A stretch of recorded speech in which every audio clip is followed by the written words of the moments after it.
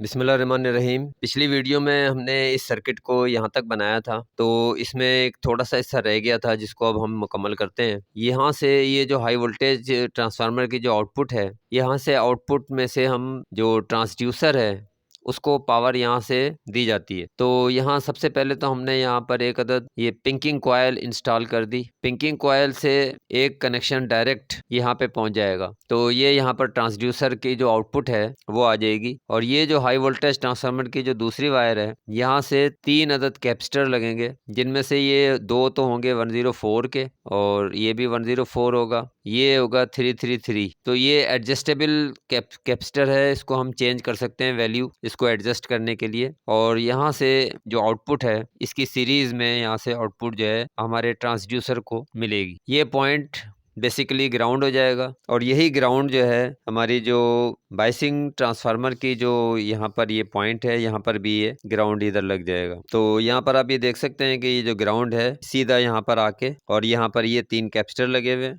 1 2 3, 104 104 और 333। ये तो 3 कैपेसिटर हो गए उसके बाद हमारी यहाँ पर ये है एक ट्यूनिंग कॉइल। उसके बाद यहाँ पर आप ये देख सकते हैं कि ये जो हमारी ट्यूनिंग कॉइल है, इसको भी हमने फीडबैक देनी है। तो फीडबैक देने के लिए जो हमें सिग्नल चाहिए, वो सिग्नल हमें एक तो हमने इस वाले पॉइंट से लेना है जहाँ ये पिंकिंग कॉइल की आउटपुट यहाँ पर आ रही है। तो यहाँ से हम एक अदद यहाँ से हमने बेसिकली ये एक वोल्टेज डिवाइडर सर्किट हमने बनाना है कैपेसिटर के ज़रिए, क्योंकि यहाँ पर वोल्टेज बहुत ज़्यादा है और इतने ज़्यादा वोल्ट फीडबैक में नहीं दिए जा सकते। तो उसको कम करने के लिए यहाँ हमने कैपेसिटर्स की सीरीज़ में 1 2 3 4 5 कैपेसिटर जो है हमने इसमें 6 बल्कि 6 कैपेसिटर हमने लगा देने हैं। ये 6 कैपेसिटर तो सीरीज़ में हो गए जिन्होंने वोल्टेज को डिवाइड करना है। ये 104 के पैरेलल में 2 कैपेसिटर हैं, ये भी 2 कैपेसिटर हैं 104 104 104 104 इस तरह से। अब यहाँ से हमने एक और कैपेसिटर जो है, ये 2 कैपेसिटर हमने यहाँ पर लगाने हैं, जिनमें से एक कैपेसिटर जो है वो फिक्स है, ये एक 104 है और दूसरा बल्कि 474 है, ये 474। और ये जो कैपेसिटर है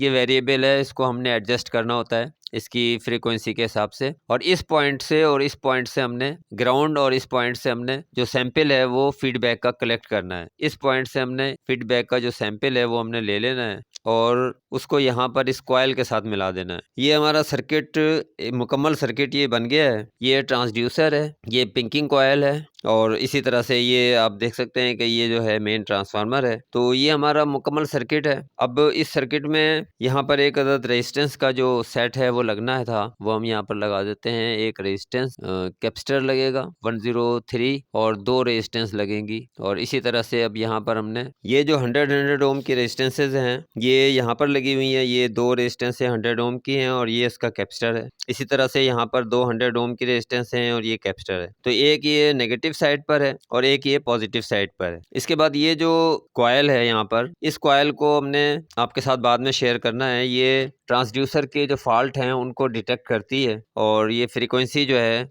उसके सैंपल को हमारे जो प्रोटेक्शन सर्किट है उसमें भेजती है। तो प्रोटेक्शन सर्किट के बारे में अभी हमने देखना है और उसको हमने आपके साथ डिज़ाइन करना है। वैसे तो मैं आपको ये पहले भी समझा चुका हूँ, ये वाला सर्किट जो प्रोटेक्शन सर्किट है, ये वाला 555 आईसी का। और ये भी ज़रूरी नहीं है कि ये 555 आईसी के ज़रिए ही बनाया जाए, ये जस्ट 2 ट्रांजिस्टरों 3 ट्रांजिस्टरों के ज़रिए भी बन जाता है। जैसे कि आप इस सर्किट में देख सकते हैं कि यहाँ पर सिर्फ ये ट्रांजिस्टर हैं और वेरिएबल हैं और इसमें 555 आईसी नहीं है। ये ऑप्टो कपलर है, ये कॉइल इसी तरह से है और दो डायोड जो हैं ये हैं और ये हम इसको अभी हम बनाएंगे अगले सर्किट में। उम्मीद है कि ये सर्किट भी आपको पूरा समझ में आ गया होगा। यहाँ पर ये कैपेसिटरों को अगर आप अच्छी तरह से देखें तो ये 2 कैपेसिटर जो हमारे पैरेलल में लगे हुए होते हैं लाल लाल कलर के, ये बिल्कुल इसी तरीके से लगने हैं। ये 104 और 104 ये पैरेलल में हैं, ये सारे पैरेलल में हैं और आपस में सीरीज में हैं। और यहाँ से इन्होंने हाई वोल्टेज जो है कलेक्ट किए हैं और उसको कम करते चले गए हैं। यहाँ पर ये कैपेसिटर ने कम किए हैं, इधर कम इधर कम इधर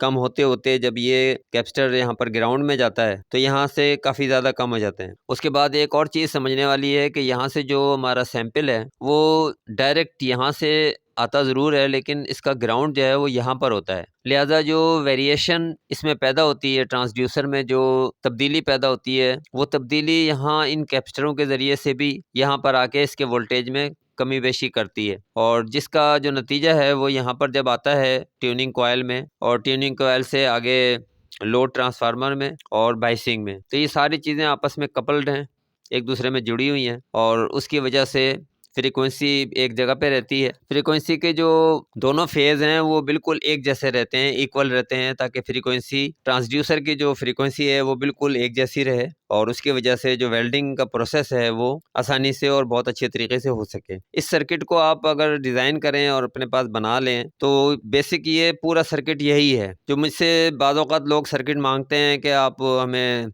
अल्ट्रासोनिक जनरेटर का सर्किट दे दें, तो ये पूरा सर्किट है मुकम्मल। इसी सर्किट को मैं आपको अगली वीडियो में या शायद उसमें किसी और वीडियो में मैं आपको बना के दिखाऊँगा, बगैर बोर्ड के डिज़ाइन करके आपके सामने रखूँगा और उसे चला के भी दिखाऊँगा। ये बिल्कुल आसान और सादा-सा सर्किट है और पेचीदगी इसके अंदर सिर्फ़ ये ट्रांसफ़ार्मर्स में है, ये 3-4 ट्रांसफ़ार्मर इसमें हैं और ट्यूनिंग कॉइल है, आउटपुट ट्रांसफ़ार्मर है फेरेट कोर का। तो ये तमाम चीज़ें आपने देखनी है और इंशाअल्लाह ताला मैं आपको ये पूरी अच्छी तरह से इसको मैं आपको सिखा दूँगा कि ये सारा किस तरह से काम करेगा और कैसे आप इसको बना सकेंगे। तो आज की वीडियो में इतना और ये फाइनल सर्किट है जो मैंने अब आपके साथ शेयर कर दी है। अगर आपका इस सिलसिले में मज़ीद कोई सवाल हो और आपको समझ में ना आया हो तो आप मुझसे पूछ सकते हैं। मैं मज़ीद रहनुमाई आपकी कर दूँगा इसमें। वीडियो देखने का बहुत शुक्रिया। मुझे अब इजाज़त दें। मिलते हैं आपसे अगली वीडियो में। अस्सलाम वालेकुम।